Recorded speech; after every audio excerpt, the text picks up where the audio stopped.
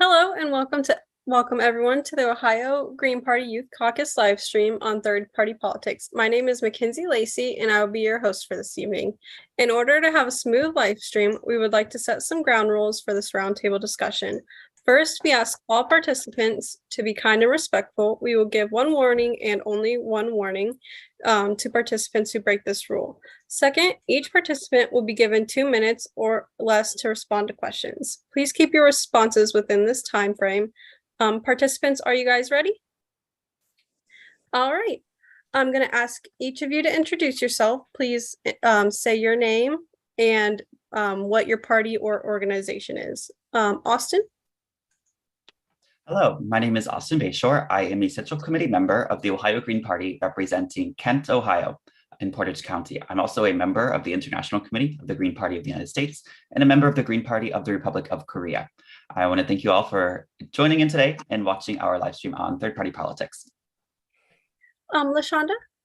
Hi, everybody. My name is LaShondra Tinsley. I am an independent United States Senate candidate. I am a write-in candidate. And I am thankful to be here and answer any questions that you all have for me. Thank you. Luke? My name is Luke. I'm here representing the Communist Party USA. Founded in 1919, the Communist Party has worked tirelessly to put working people's interests first in governance and in our economy. We are a political party of the working class, for the working class, with no corporate sponsors or billionaire donors. Awesome. Trey? I'm Trey Trapani, representing the American Solidarity Party. Currently, I am co-head of the party's Liberation Caucus, as well as president of the campus chapter at the University of Missouri. We're a Christian democratic party inspired by various trade union movements in Southern and Eastern Europe that provided both resistance to fascism, as well as sort of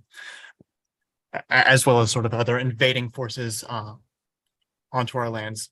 We stand for worker self-management and communitarian values. Thank you. Alex? I'm Alex. I'm in North Canton, and I am on the Central Committee for Ohio's Libertarian Party. And I volunteer with a couple of different candidates' campaigns in the states of Indiana and Texas. Awesome. Thank you all so much for being here. All right. So my first question is, what is the importance of your organization or party? LaShondra? The importance of my party as an independent is to represent the people, all people, no matter if you're a part of the dominant political parties. We are here for everybody. In particular, good people. It's time for good people to unite. I feel like evil prevails when good men and women don't stand up. And so that is what we are here for. That is what my campaign represents. And as you can see, I am a non-traditional candidate, and that's intentional because the majority of Americans or Ohioans, Americans are not millionaires. We are everyday average working people. And so that is what I am here to represent. Thank you. Luke, what is the importance of your party? Our party is the party of the American working class. The Communist Party USA, the Communist Party USA is a 103-year-old party whose members were instrumental in building the American labor movement. Nearly every civil rights struggle, union effort, and progressive advance in our country's history has had the Communist Party present.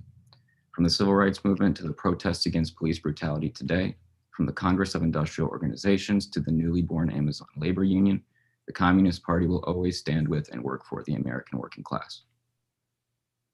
Thank you. Trey?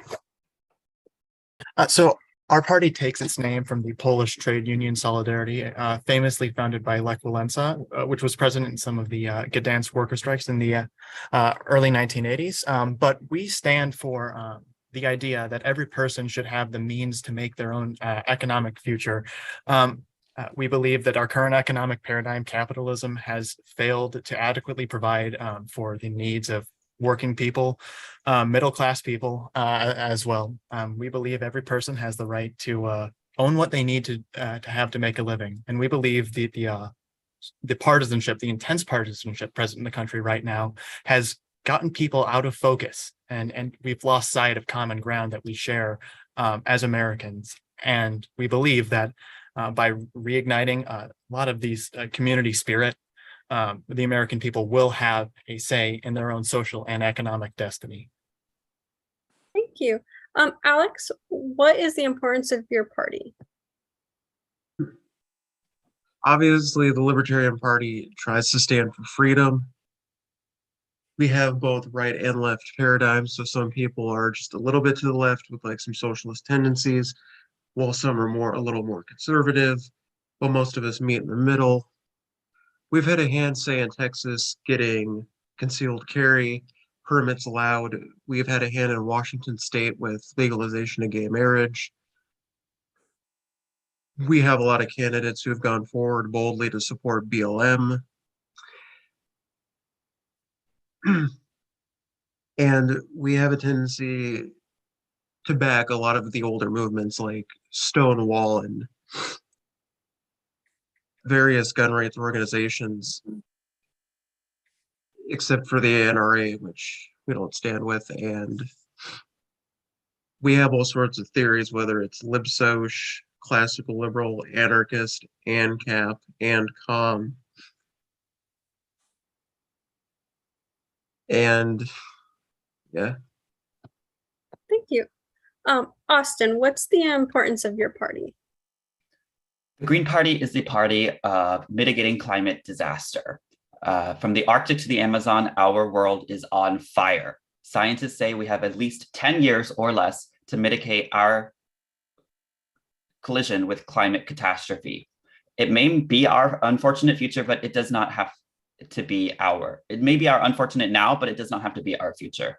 And as the Greens, we stand in changing it. And all we have to do is try.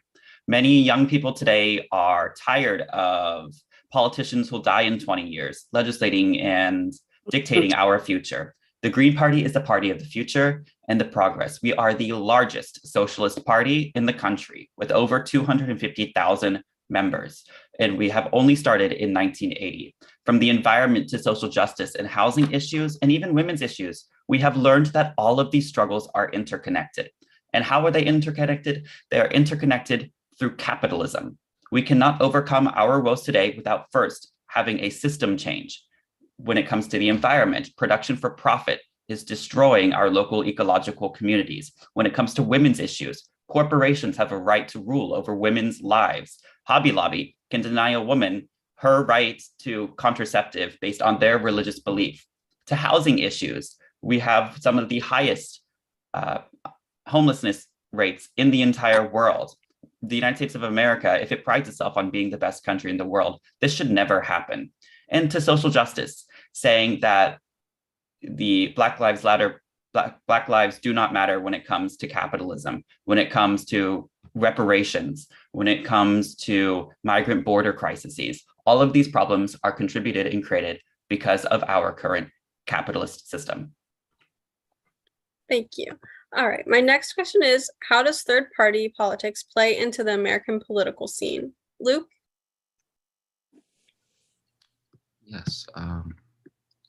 Third-party candidates present an alternative to the stifling two-party duopoly, which stagnates working people's interests.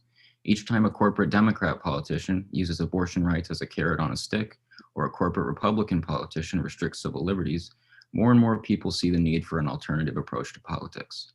Third parties play an essential role in this, with progressive forces finding themselves curtailed in the Democratic Party and the growing danger of the Republican Party. Third-party politics have become the last grounds to find unique and mold-breaking efforts to change the status quo. Thank you. Trey?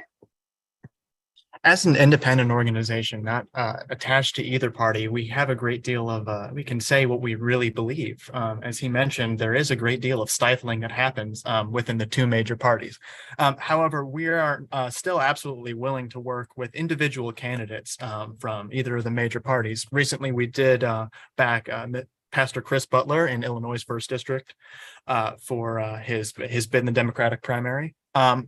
fundamentally, it allows us to organize and really develop our own sort of theories and solutions to problems without having to be attached to very ineffective dying giants that are sort of lording over the country right now. Thank you. Alex, sorry. How does third-party politics play into the American political scene? With a party like the Libertarian Party in the third-party political scene, often a lot of the folks on the right wanted to defeat us in races, prevent us to have ballot access like in Texas. They've made attempts several times the past couple of years to get rid of the Libertarians on the ballot and just nuke their ability to be there because how threatened they are by our presence. And for example, in Georgia, they're already seeing candidates like Shane Hazel and Chase Oliver as spoilers that could cause runoffs to happen. We have a candidate, Mark Victor, in Arizona who has 15% of the vote currently in his favor, as recent polls have shown. And he even made it on live TV. With C-SPAN and in Indiana, they have a variety of candidates, including Jeff Maurer, who's running an anti-corruption campaign of putting forth the truth when it comes to like elections or whether or not frauds happened. And it's attracted people from both sides of the political aisle. And it typically tends to upset a lot of the Republicans and Democrats when their state has a chance for their major candidate to lose to the other party's major candidate that's the lesser of the two parties by voter registration. And in Ohio specifically, they took us out in 2014, I believe it was, because we were predicted to get 25% of the vote in a race for governor. And that would have caused the Democrats candidate to have beaten out John Kasich during his reelection campaign. Yeah, I know the Green Party is faced with similar things to that. Austin. Can we repeat the question, please? How does the third-party politics play into the American political scene? Third-party politics are what run this country. The Democratic and Republican parties are parties where social movements and other types of movements go to die. We've seen it with the anti-war movement. We've seen it with the Christian movements in the United States, with the anti-war movement dying in the Democratic Party, the LGBTQ movement dying in the Democratic Party, the Christian right-wing movements, the abortion movements dying in the Republican Party. So they are not vehicles for the change that we need in society. In the third parties, while electoral victories are very hard to come by due to the two-party dictatorship of capital that we live under, we have seen positive changes through third-party politics, whether that was the Democrats adopting, per se, the Green Party's Green New Deal back in 2018. The legitimacy of greenness of the Democratic version we can debate. However, thanks to Dr. Jill Stein's very good performance in 2016 presidential election, a lot of her campaign platforms have been adopted by left-er Democrats in the Democratic Party, whether it be universal basic income or the Green New Deal or other issues that the Green Party has been on the forefront since 1980. We're finally seeing Democrats pick up. So that's the legitimacy of their pickup, the watered downness of the policies can be debated, but the ideas first started within the Green Party. Thank you. LaShondra, how does third-party politics play into the American political scene? Yes, so it's LaShondra, and the art. It's okay. I ditto what everybody on here said. It allows for an additional representation or additional candidate, an alternative candidate. It allows whoever that alternative candidate to do their heart's work, or the work of, what the reason why they decided to run in the first place. It doesn't bound you to whatever corporation that particular political party is with, or organizing with, or lobbying with. You get to do your heart's work, whatever, and work for the people. You get to actually work for the people. The thing that I would love with all of these independent minor parties or third party, politics, or I say minor parties. I would love if everybody could unite.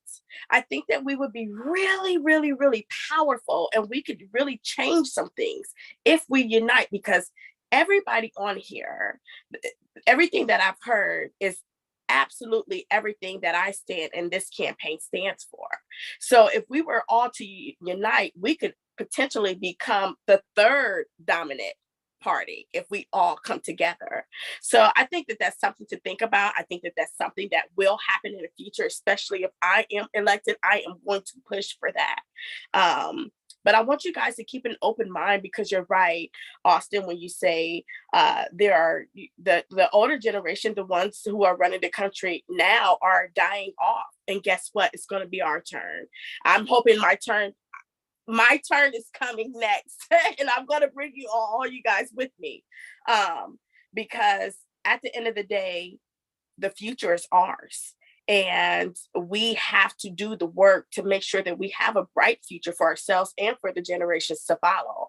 Unfortunately, the current leadership, they have failed us in some ways. Now, I'm not anti-Republican or Democrat. I am pro-good people. There's good and bad on both sides. So I just think that if we unite as good folks, go to Congress and help the ones who are there, who are trying to do their heart's work, we will be able to accomplish things that we will be able to make America a true democracy. How about that? I don't mean to stop you, but your 2 minutes was up.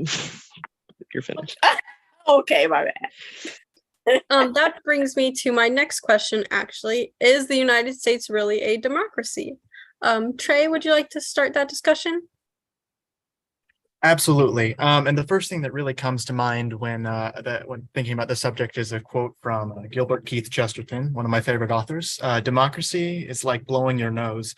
You may not do it well, but something you really ought to do yourself. And fundamentally, the way we have our elections run in America is not by the people, for the people, and of the people. We cannot call ourselves a democratic society if we can commoditize every aspect of our existence. We've gotten to the point where, I mean, with the healthcare system, I don't even get me started on that. We are commoditizing human life itself, and we're commoditizing every common good imaginable that we all fundamentally rely on. And this only shows how truly, I'm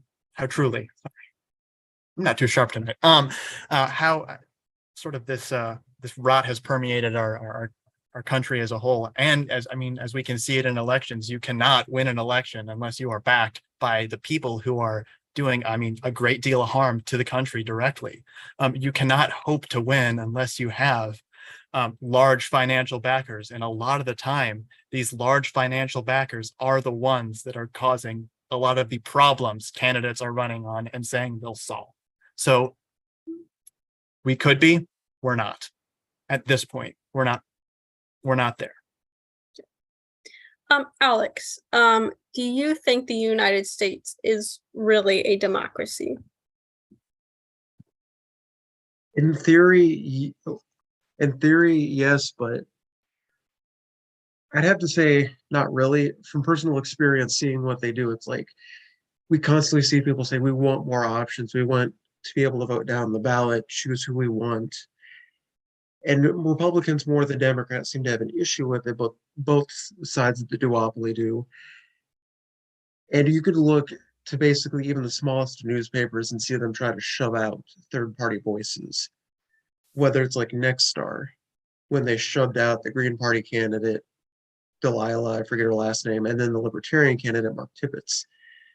from being able to speak on stage because they didn't hit the $50,000 or have a certain number of English speaking news sources cover them. And when Mark, and for example, with Mark, when he obtained the previous goal, they said, oh, wait, we just wanted only English speaking. You had exclusively Spanish speaking. That's no good. And so they didn't let him on stage to debate. And there was a similar issue with the candidate Chase Oliver in Georgia, where he was barred from being able to speak per the request of Nexstar, since they were the ones in charge of the debate. And it's happening across tons of states. I see with the Greens and the Libertarians and the Independents, they're constantly being ignored, they're constantly being shoved off. And there's no opportunity in most states for down ballot voting. Some states, 2%, and your candidate stays on the ballot for the next 2 years. But other states, they pull a lot of shenanigans, tricks, and financial issues to like bar candidates, even ones with like decent donors behind them. So I wouldn't say we're necessarily a democracy because we're still fighting wars in other countries for like crony capitalism. We subsidize bad companies. That's time. Oh, Sorry about that. Austin, is the United States really a democracy? Honestly, strictly speaking, no. The United States is a two-party dictatorship of capital and imperialist interests. We go around the world bombing countries. We did more to Libya for less. We did more to Yugoslavia for less. We are sanctioning countries all around the world for their failure to adhere to democracy.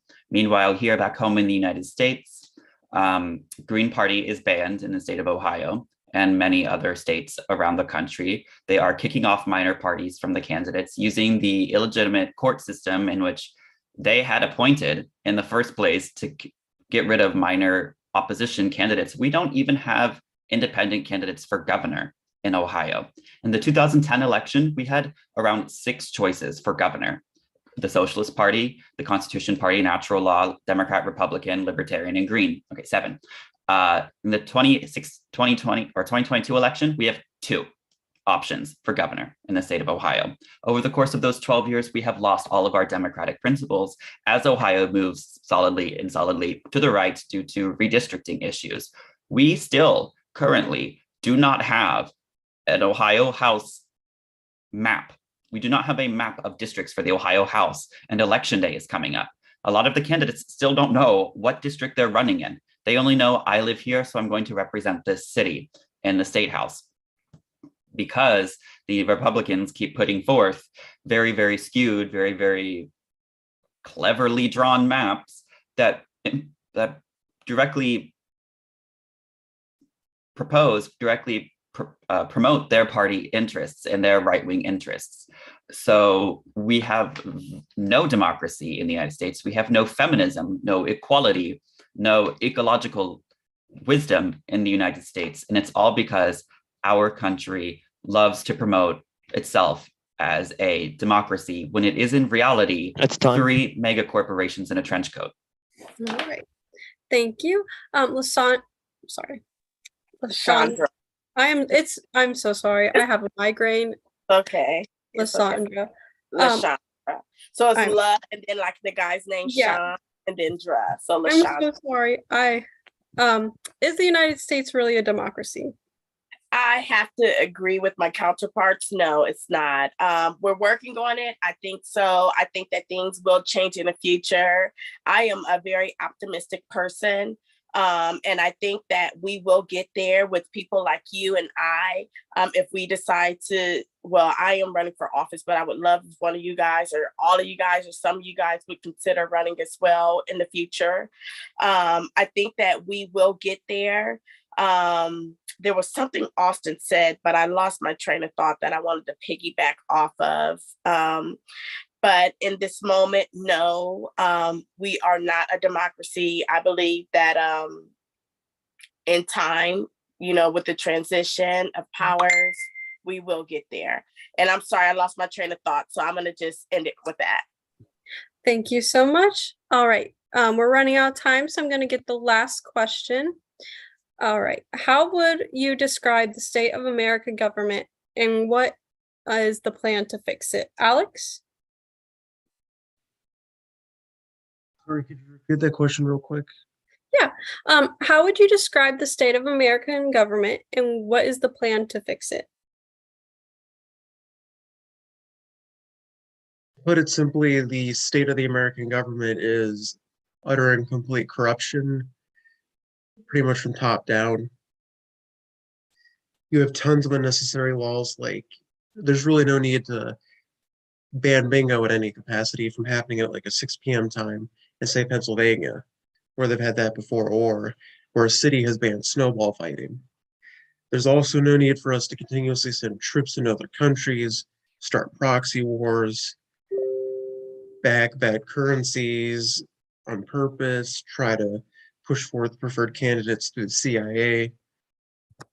But mainly, the best way to handle it, in my opinion, would to just try and dismantle as much of the government as we could until we're small and can function.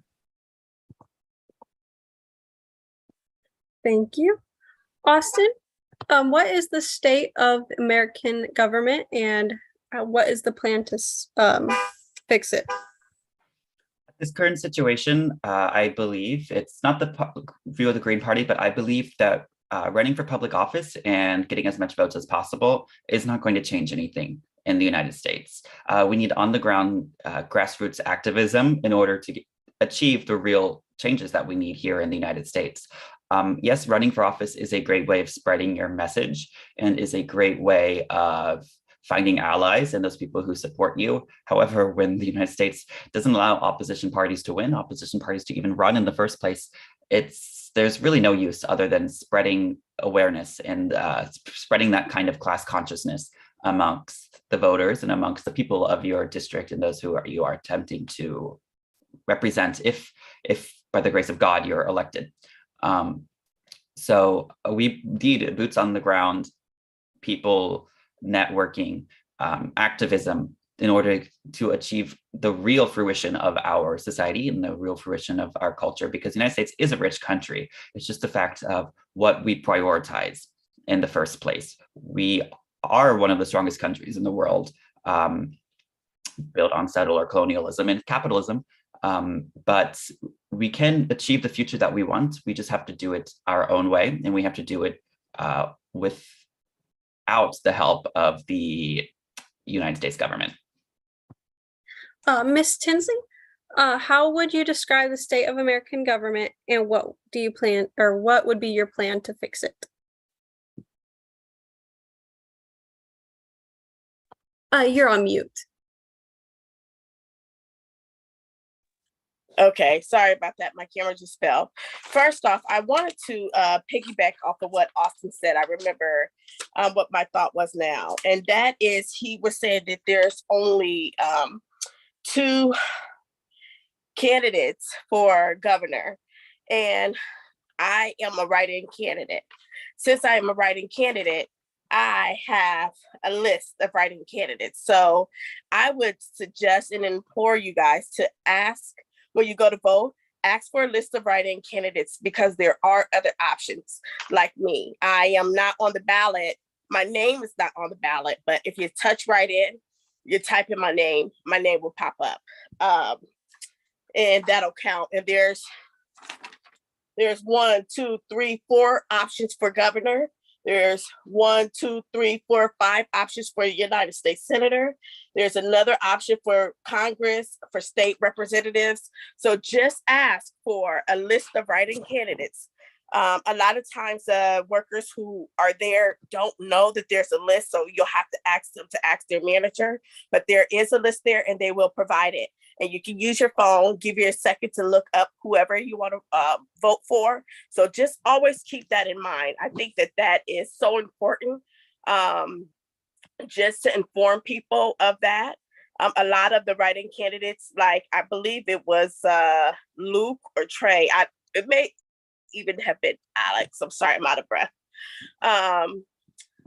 said that there are a lot of parties, minor parties, that have been cheated and couldn't take a debate because they didn't raise the capital and different things of that nature. But they go in as a write-in candidate. So always, always, always keep write-in candidates in mind. And then what was your question? I'm sorry, and I only have a couple seconds left. I have another question first. Would you be able to send either a link out to us or something so we could put it on our page so people could look at the write-in candidates?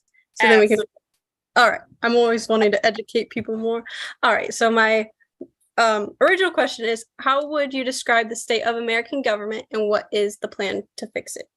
Oh my gosh, it's in a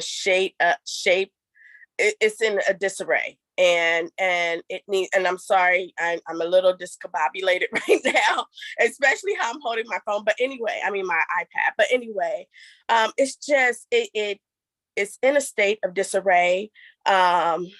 Unfortunately, it's just as divided as it has ever been. I just think that if we don't come together, we are in trouble. I think that the leaders right now could potentially cause a catastrophe. But I think that we are going to come together. That's what groups, I mean, meetings and things of this like this is for us to come together, for us to have these discussions so that we can potentially unite, have each other's back. And I really, truly believe that we can make things happen. We can make things change. Thank you so much. Luke, how would you describe the state of American government and what is your plan to fix it? As so many can see, the state of our government is in dire shape. The limited democratic rights we have fought for throughout our history are being openly questioned and demeaned by the most despicable sections of our two-party duopoly. Poverty, racism, police brutality, and so many more are all issues the American people are desperate to solve, yet our government seems apathetic at the best of times. Millions of working people have the power, if organized and united, to govern this country and create a government of, by, and for the people. The people of our country, suffering from an exploitative, oppressive economic system, have the right and responsibility to alter or abolish it. We can remove corporate financial donors from the election process, throw the speculators out of the banks, break up or nationalize the too big to fail banks, and elect honest working people to represent us in government instead of corporate lawyers, multimillionaires, and billionaires. The Communist Party's current mission is to unite the American working class and its allies against the most immediate threat to our democracy, the rise of fascism. Across the country, the capitalist class is funding the Republican Party in its attempts to restrict the right to vote, destroying all the progress working class people have made in the last 200 years. We must unite all pro-democratic forces against this threat to American democracy. After this, we plan on continuing to build the democratic workers' movement and develop socialism in the United States of America. If you'd like to learn more about the program of the Communist Party USA, go to cpusa.org. Thank you.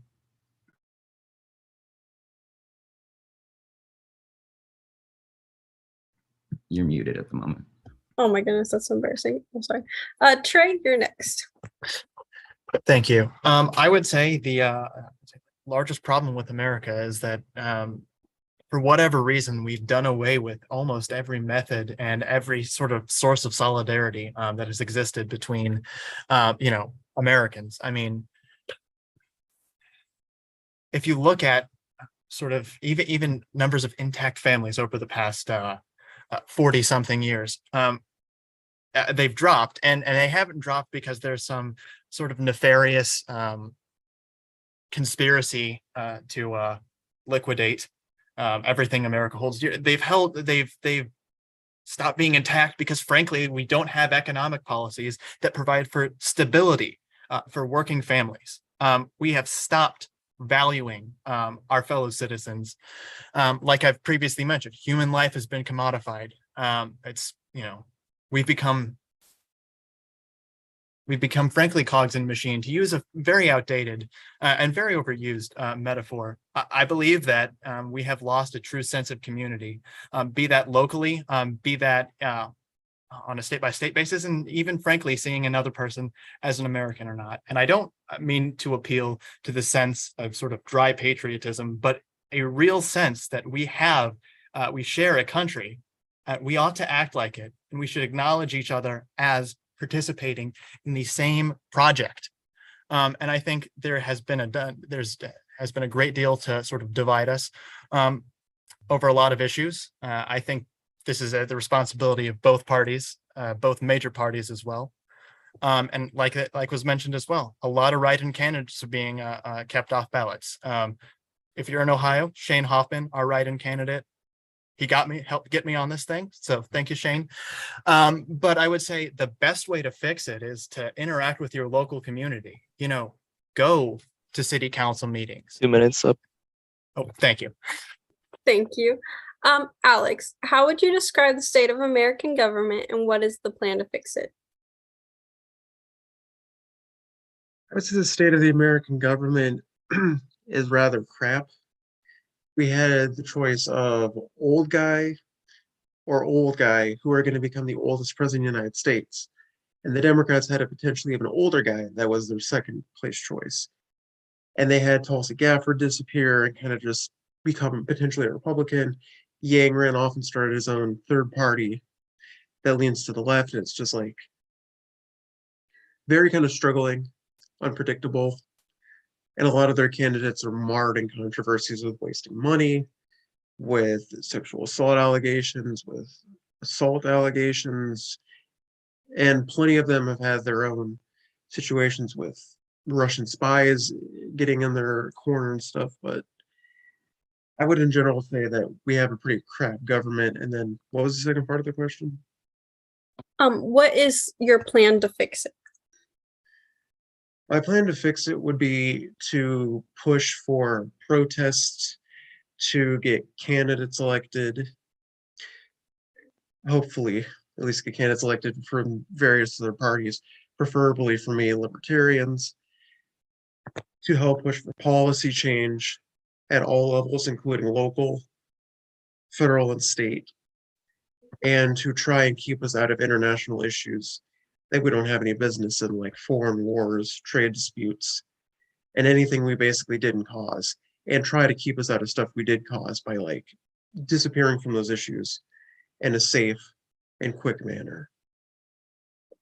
Thank you so much. That is the end of our live stream. I do want to mention we also invited the Forward Party and Charter Committee. They were just unable to make it tonight.